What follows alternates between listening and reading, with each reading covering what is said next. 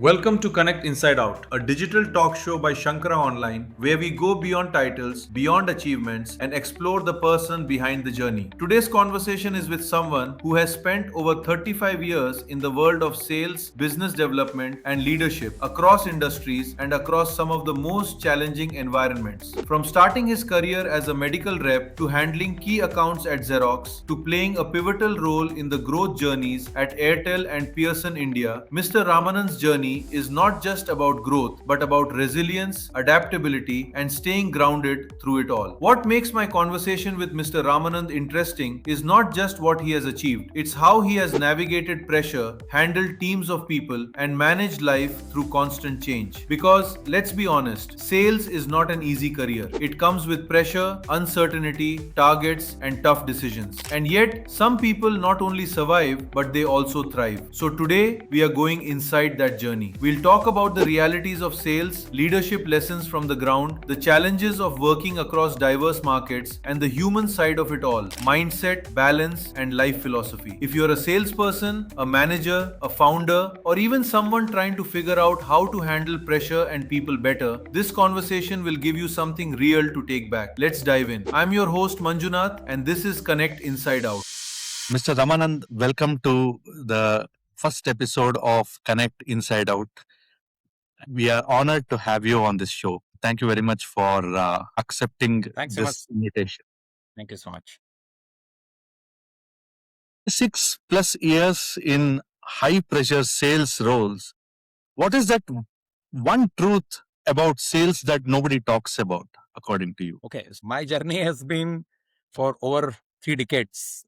So it's about 35 years plus, right? So one truth or one aspect which many people may miss out, right, is it is very less spoken, right? So it's the ability to be resilient and tenacity to be able to overcome situations, to my mind, is a very underplayed aspect of selling. So if you ask me in simple terms, I would say resilience and tenacity.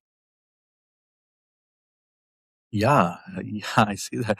You started in sales at BPL, and what was the hardest reality you faced in your first year of your career? Maybe I'll take a step back. I started from the pharma industry, and pharma just happened to me, right?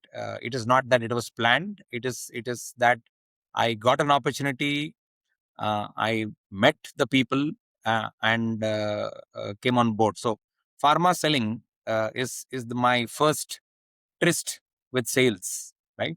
And one of the first challenges, as you rightly asked, is to be able to upskill yourself, because when you go in as a rookie without too much of experience, etc., you get compared with stalwarts of the company, right?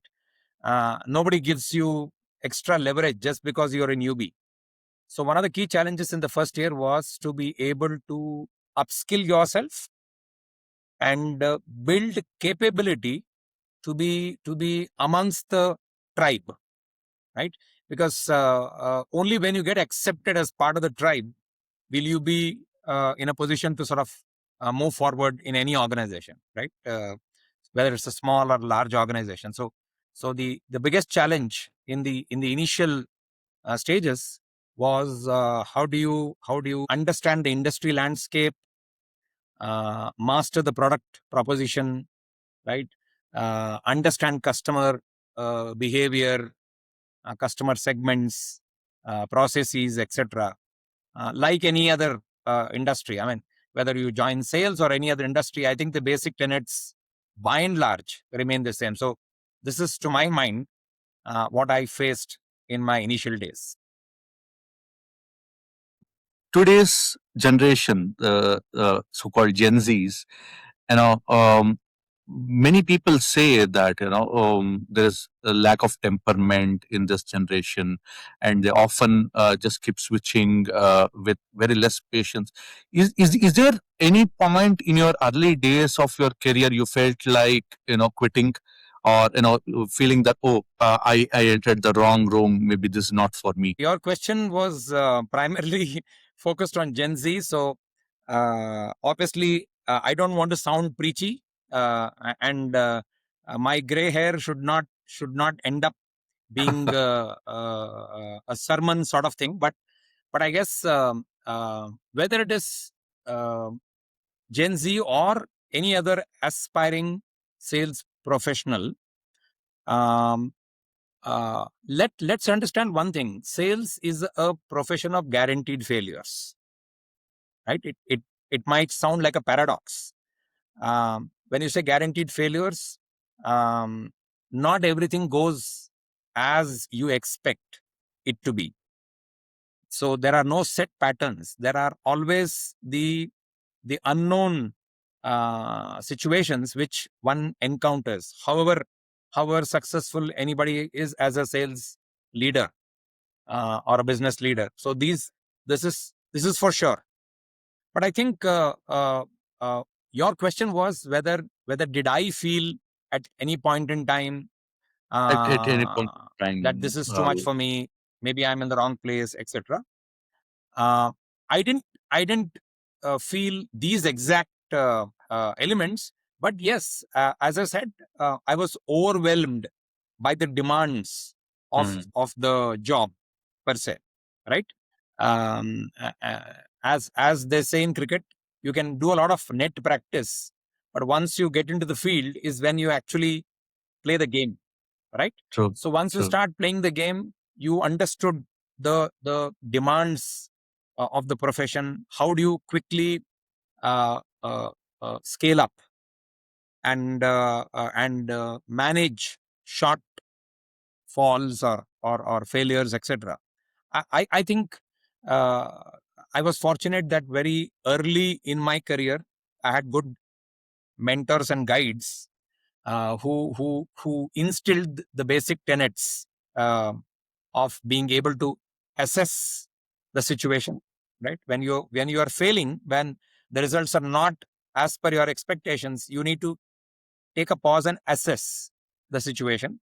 And once you understand, you need to adapt, because if you do the same thing over and over again, there's no recipe that you will get success there. So one is to assess, adapt, and then obviously once you adapt, you need to move forward. You cannot get stuck where you are in that position. So this actually is a continuous cycle for someone who might face challenges or might be overwhelmed by the situation and not giving up uh, uh, that that stage in the career. Yeah. You mentioned about starting your career in the pharma, and then you moved to BPL, which is more of electronics, and uh, then I know that you moved to Airtel. So these three are altogether different industries. What is that shift in mindset that is required at any stage of anybody's career when they are moving from one industry to another, where they will be very new to that in most of the occasions? So according to you and in your career, what was that mindset shift that was required when you shifted from different domains? Okay, so let me put it this way. I deliberately chose to move across industries. And you mentioned I started with pharma, then I went into office automation, then a long stint in telecom, and then education segment. So all these industries were very diverse, very different, posing different challenges and opportunities. I, as a sales professional, did not want to remain unidimensional. So every time I made a change, I changed industries, right? And your question was, what mindset did I have to adapt and navigate through these different challenges? Yeah, something like to keep it in cricket analogy. We play the same game. We do the net practice to correct our techniques, and all these things come right in the net practice. But you face different bowlers. You go to different venues to play the sport. Each venue is different. Each atmosphere is different.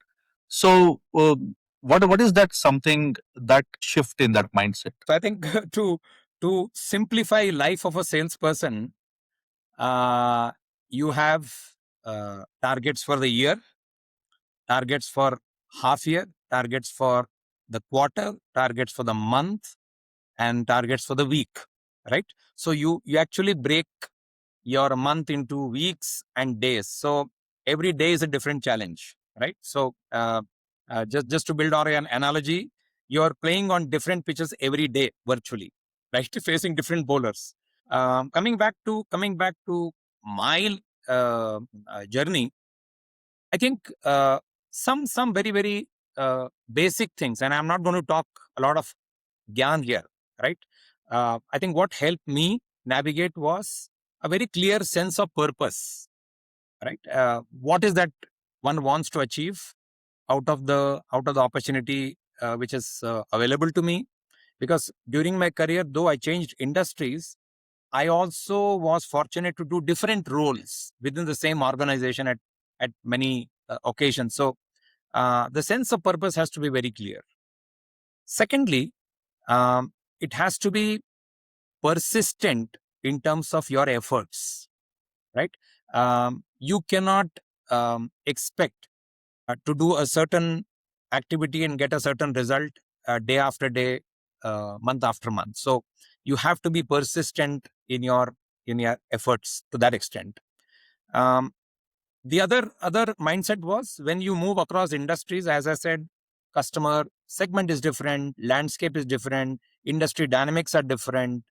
So you need to have adaptability as one of your skill, because once you adapt to different situations, you are able to navigate that much more easier.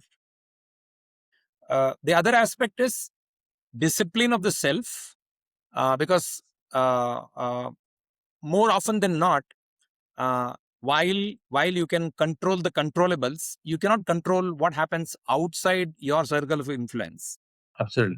Having the right self-discipline to be able to drive those routines and processes day in, day out is one critical element. Last but not the least, a very strong execution mindset.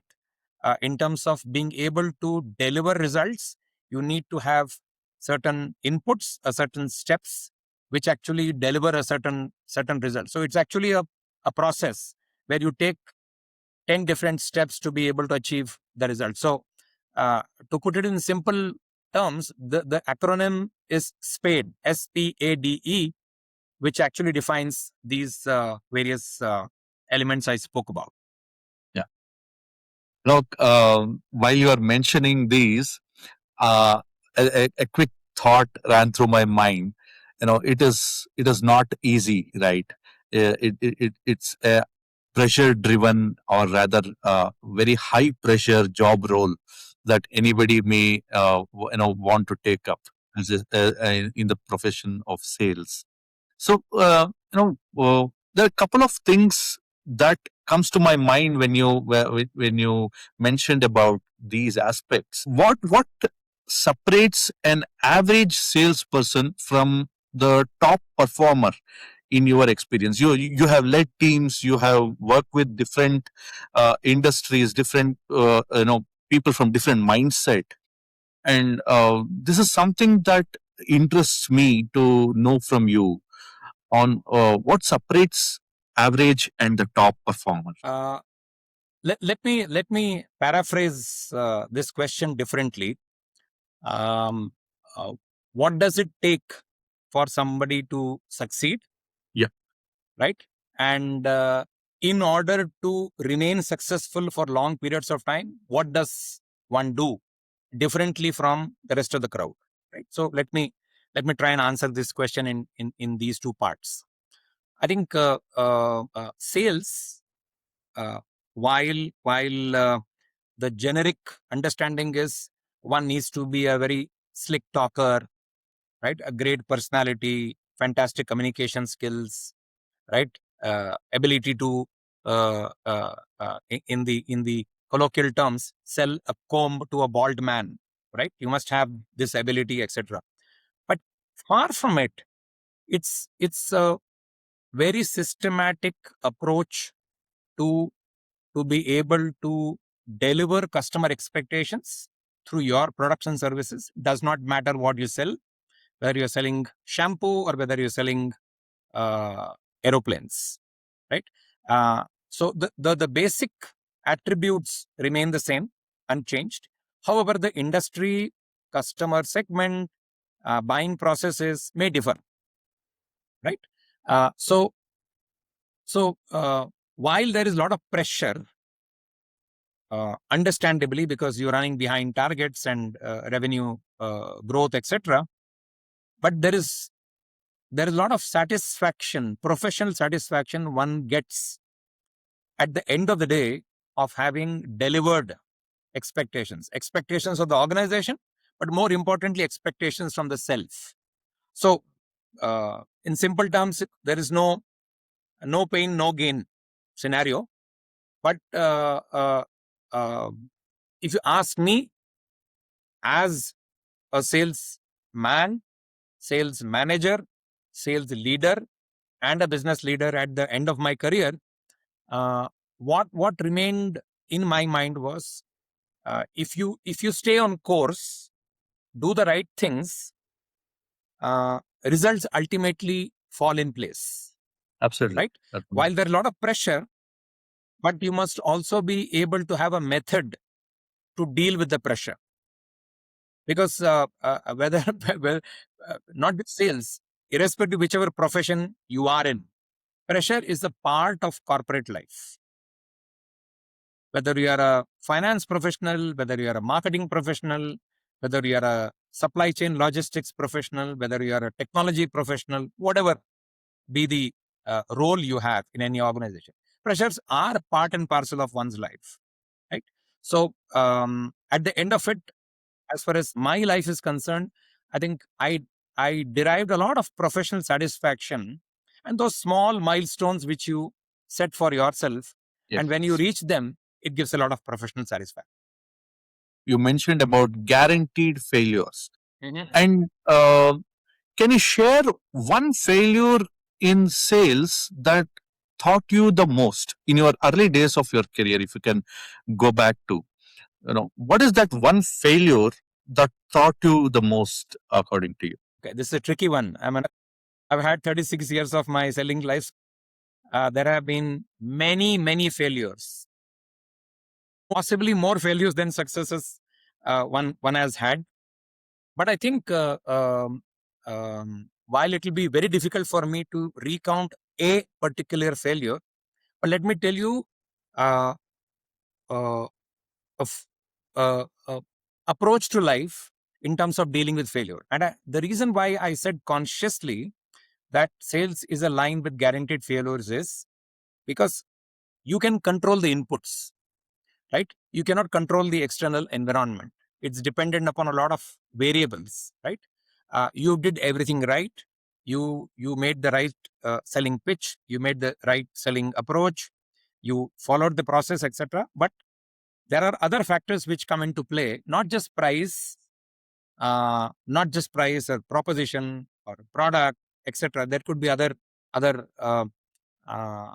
subtle factors which actually sometimes come in the way, right? You might feel rejected at some stage where you thought you will win this sales bid, but you suddenly hear that it's not worked in that direction, etc. So I think, like any other aspect of life, people sort of learn from success, equally learn from failures, because unless and until you actually identify the specific reasons why certain things did not go your way, you will end up having the same formula again and again and hoping to succeed. So the way I looked at these failures or these rejections in my life was, one is obviously you will feel a bit bogged down, but it's equally important for you to understand, analyze those reasons, see where you left one or two things uncovered, and if you are able to sort of work on them next time around, you will have greater chances to succeed. And this is my own learning in life. This is so wonderful to hear from you. I was just recalling in one of the YouTube video that I was watching, Rahul Dravid mentioned about the failures in his career. To the number of innings that he has played, only few number of innings that he could manage to score a century.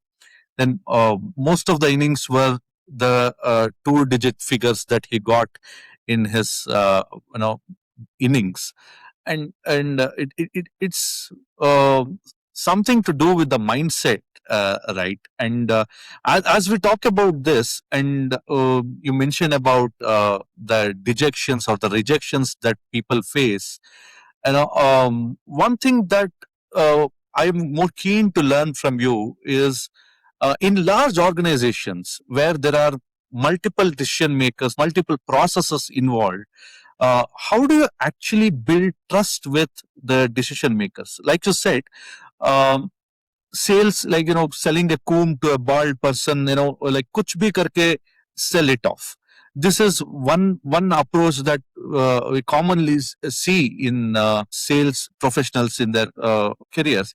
But this is something that keeps me interested to learn from you on building trust with the decision makers in large organizations. So I've during my journey of life, I've had a chance to work with various organizations, right? Both Indian as well as multinational organizations. Small, medium, large, across geographies, across countries, etc., etc. So uh, this was actually a very important progress which I achieved in my life, and the credit goes to all the people who actually helped me evolve. Right, during the journey, I was fortunate enough to have mentors, guides, bosses, colleagues, team members who actually helped me succeed in situations, and they were always willing to help me as an individual to help and grow, etc.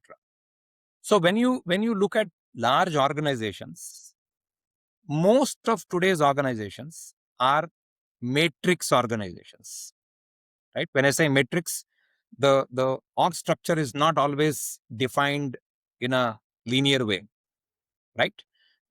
There are layers in between, wherein you have reporting relationships which need dual reporting relationships.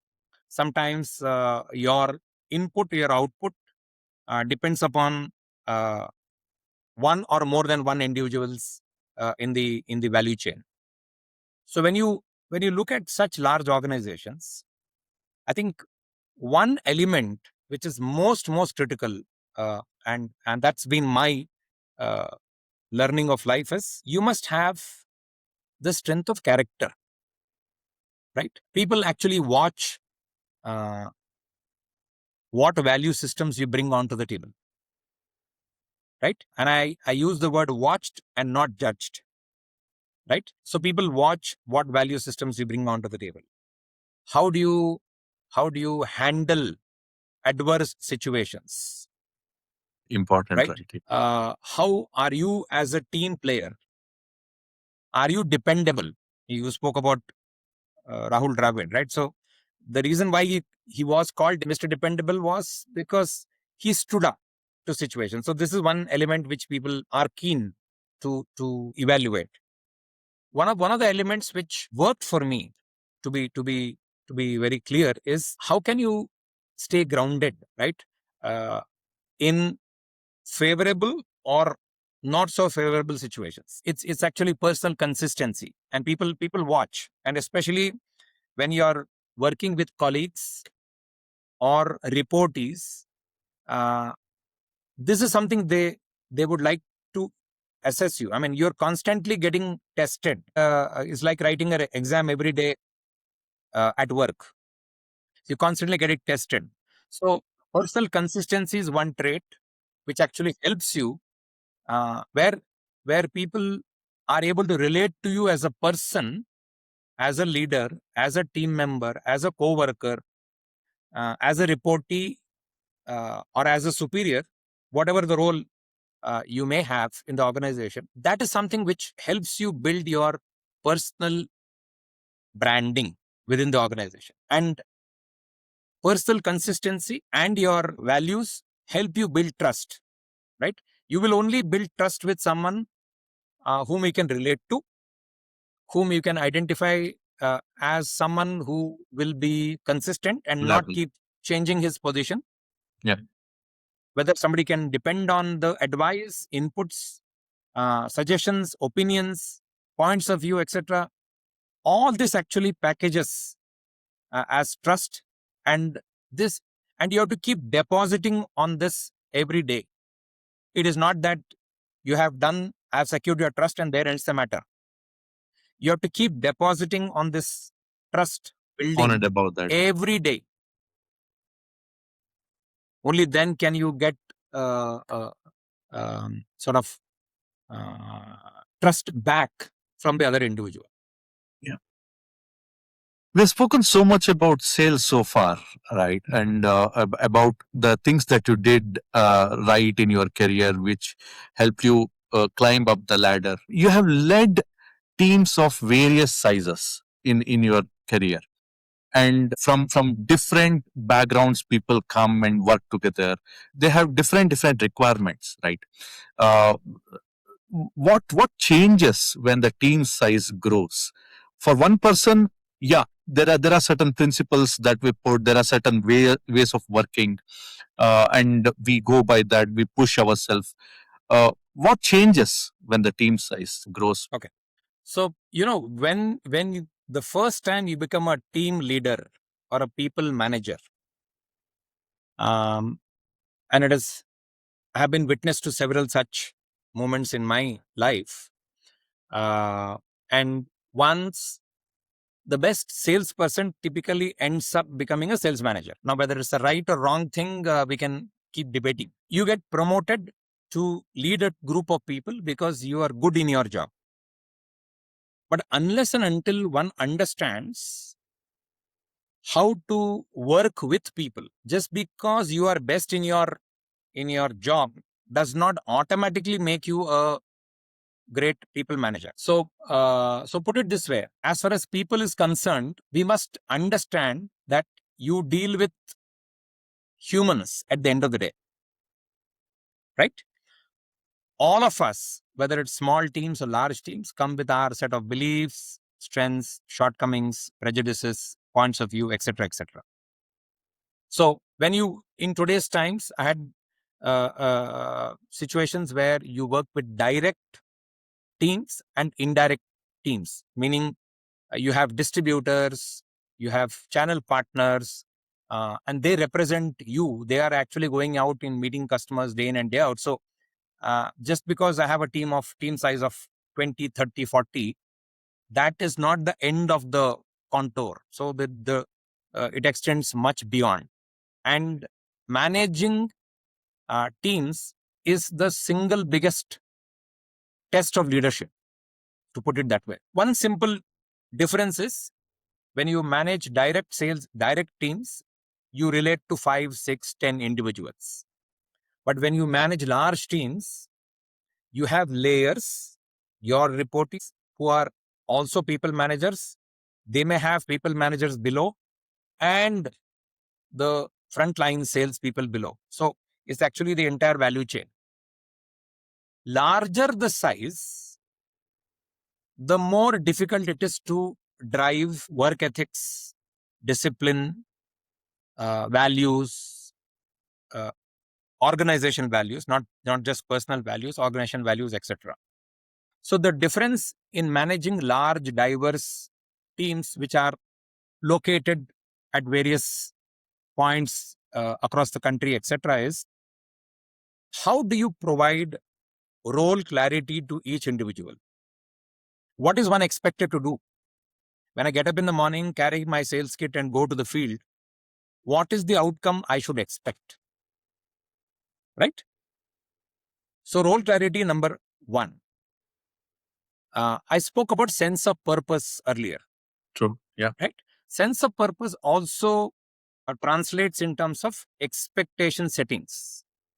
What is the expectation from me as an individual, me in the team dynamics, me in the larger team play, and the organizational situation? So if you take it at various levels, you need to have that expectation setting from the self, and it starts from me, right? I must have expectations from myself of what I want to achieve from my team, and down the ladder, it goes right up till the bottommost rung. So this, to my mind, is one element. The third element is, when you manage large, diverse teams, consistent and effective communication in terms of how are things moving, what needs to be done, what's working, what's not working, highlighting achievements so that others can get inspired from somebody else, highlighting key achievements of people in a public forum, for example. It can be a town hall kind of a scenario, so that it became easier for me as a leader to stay connected to almost 350 people across the board, right? You get to meet them whenever you traveling to various locations, etc. But how do you remain connected to the larger team? Just because somebody is in a certain remote location and I operate from the head office, the value system has to reflect of what we are trying to do together as a team. So those are the three elements which I think, to my mind, work for me. And while we are talking about this very high pressure profession of sales, it's very difficult for everybody to stay motivated with the targets. There are people who may be able to handle the pressure. There are people who may break, and it may be very difficult to pull everyone together and keep up the momentum. So, what really motivates the team consistently for those who are missing the targets? How do you motivate teams that consistently keep missing the targets?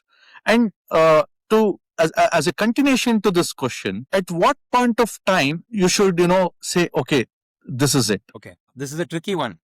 Okay, because what motivates people to deliver results despite the challenges, etc., this, to my mind, would be the single biggest challenge any leader would encounter in his career.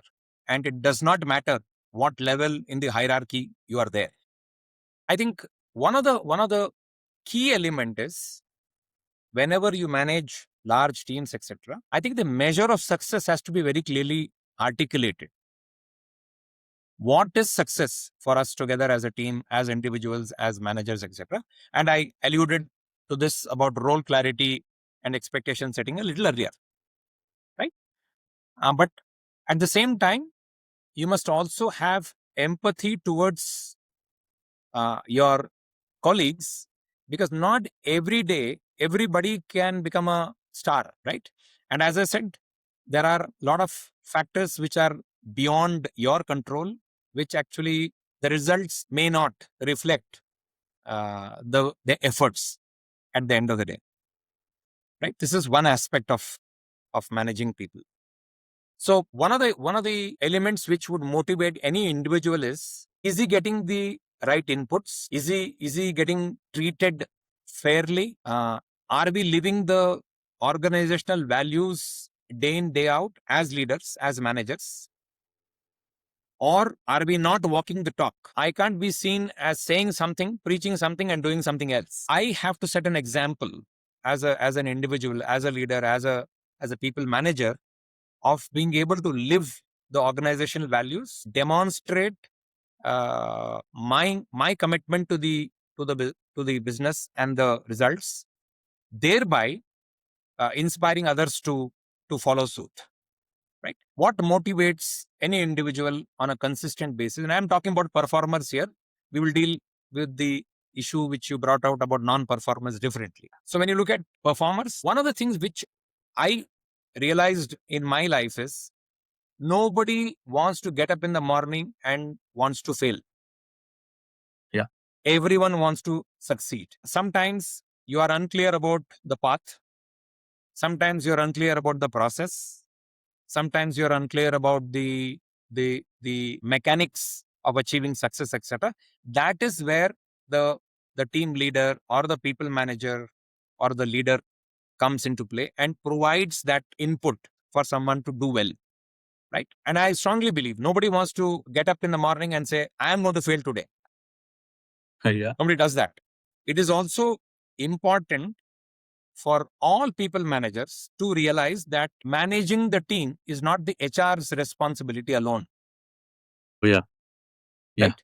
Typically, we tend to outsource our responsibility towards the HR department. If I am leading a team of 10 people, those 10 people are my responsibility. I have to take 100% accountability for those 10 individuals. Right? And it's my responsibility as a leader to make them grow, evolve, and succeed. Right? Their success is my responsibility. Important thing for any sales leader to learn is the power to influence others without demonstrating authority. You spoke about Gen Z earlier, and I'm sure whenever Gen Z looks at this podcast, they may relate to this. That communication cannot be always top down. If I am constantly getting inputs that this is what one needs to do, then I will stop thinking. Yeah. I'll just Right? do what I you're will- telling me to do. That's it. You tell me what I will do. Right? And every time you may expect me to tell you what you need to do. Absolutely. Then I would be very happy that my boss is thinking on my behalf, and let me stop thinking and let him do the thinking and execution himself. So it's actually a two-way process. So the power to influence and whether it's an evolving, ever-changing world today, right? For any aspiring sales professional or a sales leader, I think problem solving and conflict resolution are two very, very important skills of today's life. More so in sales, because you will encounter, when I say problems, I'm not trying to manifest it as some major Crisis or something. problem in life, but small problems you need to tackle and move. You can't get stuck. Conflicts happen when opinions do not match between customer and you, between others involved in the buying process, maybe people within the organization, higher ups, colleagues, team members, other functions, etc. So if I'm able to sort of build my own formula of being able to solve problems on the go and move forward and try and resolve small conflicts which do occur on a daily basis at work, you are better prepared to succeed, and thereby any leader can suitably motivate his team to be able to succeed. Right? Now, referring to the second part of your question of how do you deal with people who are not performing up to expectations and so on and so forth. My goal in life was, how do I build high performance teams? And very carefully, I have not used the word individuals. High performance teams. Right? A team comprises of many individuals. Some may do better, some may do relatively okay, some may excel, some may be superstars, and so on and so forth. So how do I build high performance teams? What is that I do to in order to ensure that they have all inputs, trainings, the ability to succeed in their assigned tasks, etc. So this is one aspect. Second element is when you deal with people who are not performing. My formula in life was very simple. It's a function of skill and will. Can you elaborate a little bit Right. more about it? It's function of skill Okay. and will. Okay. Yeah. Skill and will. Right. Now let me react to a scenario where I'm trying, I'm not able to succeed because I don't possess those skills to succeed. Skills can be taught. Skills can be acquired. One can actually acquire the skills and move forward in life. But when it comes to will, you cannot teach, you cannot acquire. Right? So when I dealt with below par performance, I looked at life through simple lens, skill and will. If there is skill and there is no will, do you think the person should have place in that team or the organization? It's difficult, right? Answer is no. When you don't have a will, yeah. Absolutely. Right? But on the other side, if the person is willing, keen, committed, but maybe lacking skills, now that is my role as a team manager or as a team leader or as a sales leader to be able to provide those inputs and help the person evolve. And I have seen many instances in my career where people had the will, tremendous will to succeed, but they were short of skills. And once those inputs were given, they actually became superstar salesmen in their career. There is a tremendous will, and the skill is something that is missing. And you, as a sales manager or people manager, you have tremendous pressure to deliver result with immediate effect. And in that kind of scenario, would you still give a longer rope for those individuals who carry will and they lack skill, and there's no time available with you? Interesting. Earlier, I mentioned expectation setting, right? Expectation setting is a two-way process wherein the manager and employee need to come to an agreement in terms of by whom, by when. Simple. Who has to do what, by when? And in order to say, and I also spoke about measure of success. Now, I cannot say I will provide skills to this person and let him evolve over a period of 2 years. No one has the time. On the other side, if you say, I'm willing to bet on you, these are the areas where you need to work on, and this is the expectation from you, and this is the timeline by which you need to achieve this. Then we are talking realistic timelines in terms of by when the person will be able to qualify and thereby deliver expectations. You cannot leave it open-ended. However committed the employee is, the employee also needs to realize that the clock is ticking, and if I'm able to do A, B, C, D, E, then I will be able to move forward in life. But the extreme situation is when the person lacks the will, you will have to have a frank conversation with the person, communicate very clearly that if things are not fitting, it is only fair that the organization and employee both understand what's best for them. And as I said, managing people is not about being popular always. I always I'm seen as a good man, right?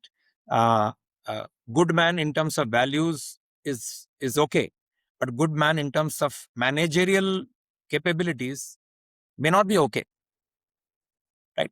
So in these situations, you may have to take tough calls, unpopular decisions, because the larger organizational interests and the team dynamics matter more than the individual. When I say individual, it includes me as well. In such situations, one must be in a position to have a frank conversation, see reason, provide that emotional comfort to the employee that if things are not working well, then it's always better for the employee to look for opportunities uh, which may be more suitable than the present one. And such situations, you need to have very frank, respectful separation conversations. Yeah. Yeah. Often, I feel this is the area where a lot of people find it challenging to have the one is respectful and a conversation that can lead the other person to take inputs and grow in their career further, because that may not be the end of the road for that individual, right? It may open up new dimensions. Absolutely.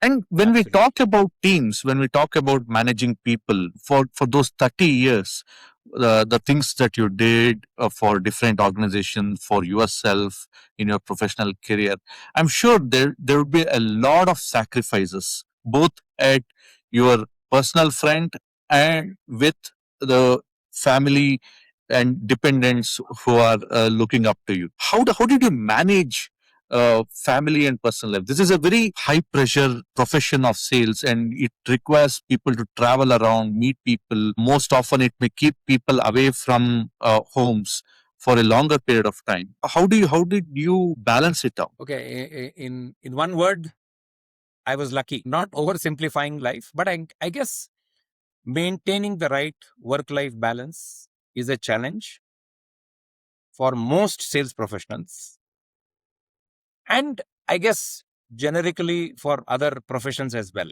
in today's times, right? Because within the city, you may have a desk job, but you're traveling 40 kilometers within a certain city.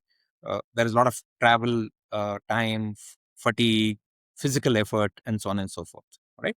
But coming to sales, where you are in a field job, right? There's nothing called you'll sit in office and manage life. You are supposed to be with customers. So that means travel is intrinsic to your career, right? Waiting for customers, appointments, being really persistent in terms of able to make those customer connects, etc., is something which is part of sales life. Adding to that, I think there is no perfect recipe or formula for work-life balance. I do this, and I'll have a fantastic work-life balance. It doesn't happen. A lot depends upon the individual in terms of how does one achieve the work-life balance. That's one. Because there is a lot of demand on your time. It is customer who dictates your time rather than the other way around. It's important that you are in your mind clear about how do you manage the work-life balance. I think one needs to bring in the element of having a strong family ecosystem here. Yeah. Right?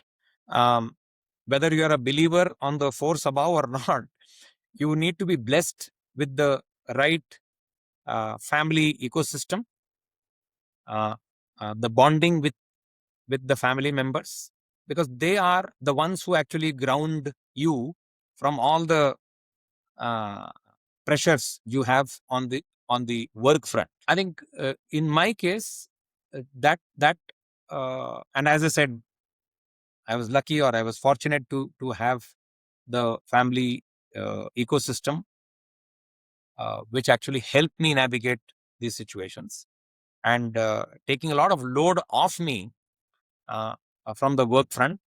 But it's important for you to recharge your batteries and look at life beyond work, because unless until you do that, you can't remain consistently at that peak level. You will burn out, right? So one needs to evolve the right mix in terms of how do you stay connected? What do you do beyond work? Do you have a hobby? Do you have a area of interest or any other release which actually helps you beyond work, so that work doesn't consume you? What was something that you did beyond work to keep you charged up all the time? Okay, while this could sound a little different for others, I think coming from a uh, middle class upbringing, no fancy degree, no fantastic sales personality or aura as such, I had to work doubly hard to remain where I was. But one thing which stayed with me was, how do I hold on to my core values acquired from my parents and elders? How do I stay grounded? Am I keen to learn and evolve rather than just being ambitious? Because while being ambitious can be seen as a plus, but just being brash about being ambitious uh, is going to take us to some distance, but not beyond. It's a difference between running a sprint and a marathon, right? A sprint is over in 100, 200, 400, 800 meters, but a marathon is beyond, right? So what works for you is something which you have to very clearly articulate in your mind. What also helped me was, how do I set realistic expectations from myself so that I don't unnecessarily stretch myself beyond the means, and thereby creating a self-doubt kind of a scenario, whether this is going to happen, not going to happen, and adding pressure on me all the while, right? So beyond work, it could be simple, uh, liking to music, reading, because a lot of time where I used to use the travel time, whether it is at airports or hotels, etc. I picked up this habit of reading all Reading. kinds of all kinds of stuff. I mean, need not be just unidimensional stuff, etc. Anything which is good, which actually can help me develop into a better human being, is good enough for me, right? So reading actually gave me a lot of release from the pressure situation. Obviously, since you come from a average middle class background, some amount of spirituality which is inculcated in you by your parents and elders, that actually gave me a moral compass in terms of how do I lead myself in life. And while you want to be keen to be able to succeed, how do you also balance the other aspects of life beyond work? Was there any book that you carried with you always, that you read again and again? No single book per se, but it might sound cliche. I think the Srimad Bhagavad Gita is one such, not a book, but a grantha, which is philosophy of life.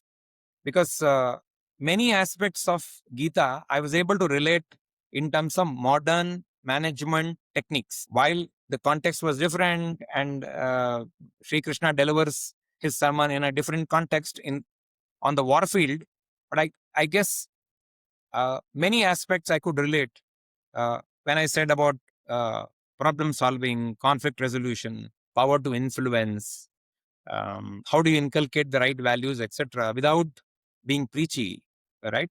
And I don't expect somebody to follow me just because I am their boss. I want them to listen, understand, execute, because that is for the common good, right? So that's something which uh, should I say was my spiritual guide. It's so inspiring, and it's so beautiful that we had this conversation about various topics that can help people at various stages of their career, and especially in sales, people management. I'm sure your insights and the principles that you followed would inspire a lot of people strike the middle path. What is that one advice that you would like to give to this generation of professionals who want fast success? Okay. So I would refrain from giving any advice. Okay. But I would share one insight which can be very powerful, which can actually help many people achieve their goals of life, like how it helped me. I'm sure people would have heard of Peter Drucker, right? He was one of the foremost management gurus. He very simplistically articulates two phrases: effectiveness and efficiency, right? And the first time I read these two phrases, it left me wondering. They're similar. Effectiveness and efficiency, they can be very easily interspersed. But Peter Drucker goes on to explain efficiency is doing things right, while effectiveness is doing the right things. Wow. Okay. Now it may sound very simplistic, but it's the message is so profound that in all aspects of one's life, right? And as I said earlier, everybody wants to succeed, right? Nobody wants to fail. But if there is one mantra of sorts, if one is clear about whether I'm doing the right things, then you are effective as a professional or as a people manager in whatever capacity or role you may. While efficiency is important, being efficient in your job is important, but being effective is more important than being efficient. The second message would be, and this is work for me, if I am clear whether I am here to make an impression or make impact, right? Now, I need to choose, because you asked about fast success, right? Fast success can be often misconstrued as instant stardom. Instant, yeah. Right? I did ABC and I am a superstar, right? While creating impressions may be good, but they can fade away. But if you are able to build impact with your efforts, whether it's work, colleagues, team members, organization, market, customers, etc., then your chances to succeed become that much more better. So these are the two key messages: efficiency versus effectiveness, impression versus impact. I would just leave it with these two messages. I'm so glad to have this conversation with you. Thank you very much for your time, Pleasure. all the insights. It was fantastic conversing with you. While you were asking me these questions, etc., is actually also a sort of recall of some of the journeys I had in my career so far. So it's been really wonderful talking. Thank you so much for joining us on this episode of Connect Inside Out. I truly hope this conversation gave you something valuable to reflect on. If you found this episode meaningful, do share it with your friends, colleagues, teams, or anyone who you think could benefit from these insights. Conversations like these grow only when people like you support and spread them. And do support Connect Inside Out by subscribing to the channel and sharing your thoughts in the comments. Your support genuinely helps us bring more such real and insightful conversations to you. Until next time, stay connected, not just with the world outside, but also with the world inside you.